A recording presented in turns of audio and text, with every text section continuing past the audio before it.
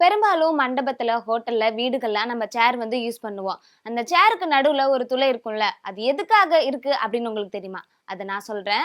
பெரும்பாலும் சேர் வந்து எப்படி இருக்கும் அப்படின்னா, வட்ட வடிவமாவோ இல்லது சதுர வடிவமா மட்டும் தான் சேர் வந்து இருக்கும். இந்த சேர் வந்து நம்ம எதுக்காகலாம் வந்து யூஸ் பண்ணுவோம்? நம்ம இத வந்து அமர்றதுக்கு வந்து யூஸ் பண்ணுவோம். இல்லாது ஏதாவது ஒரு பொருள வந்து எடுக்கணும் அப்படின்னா, அந்த சேர் வந்து நம்ம பயன்படுத்துவோம். அது மட்டும் இல்லாம கேக்லாம் வெட்டுறதுக்கு வந்து அந்த சேர் வந்து பயன்படுத்துவோம். அதெல்லாம் இருக்கட்டும். சரி, அந்த சேருக்கு நடுவுல எதுக்காக துளை இருக்கு அப்படின்னு உங்களுக்கு தெரியுமா? எதுக்காக சேருக்கு நடுவுல வந்து ஒரு துளை இருக்கு அப்படின்னா, சேர வந்து பயன்படுத்துறவங்க வந்து பயன்படுத்துறாங்களோ, இல்ல அமர்றாங்களோ, அந்த சேர வந்து சமநிலைப்படுத்துறதுக்காக தான் அந்த துளை வந்து இட்டுருக்காங்க.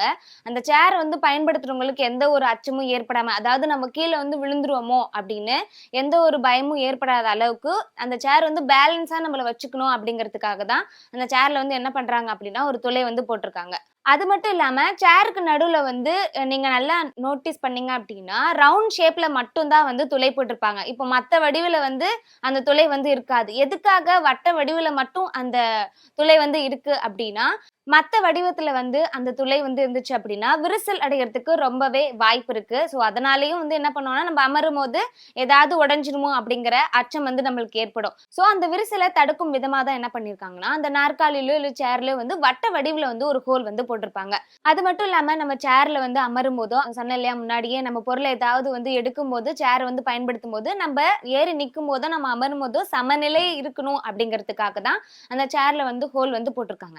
அது மட்டும் இல்லாம இன்னொரு விஷயம் என்னன்னா, நீங்க வந்து மண்டபத்துல இல்ல வீடுகள்லாம் வந்து பார்த்திருப்பீங்க. சேர வந்து அடுக்கி வச்சிருப்பாங்க இல்லையா?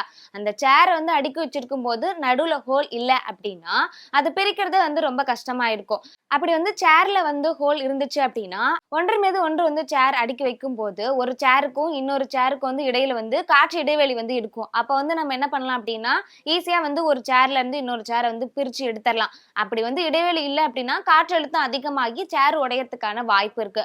அதனாலும் பெரும்பாலும் என்ன பண்றாங்க அப்படின்னா, சேர்லயோ, நாற்காலியிலோ வந்து இடையில ஒரு துளை வந்து இட்டிருப்பாங்க.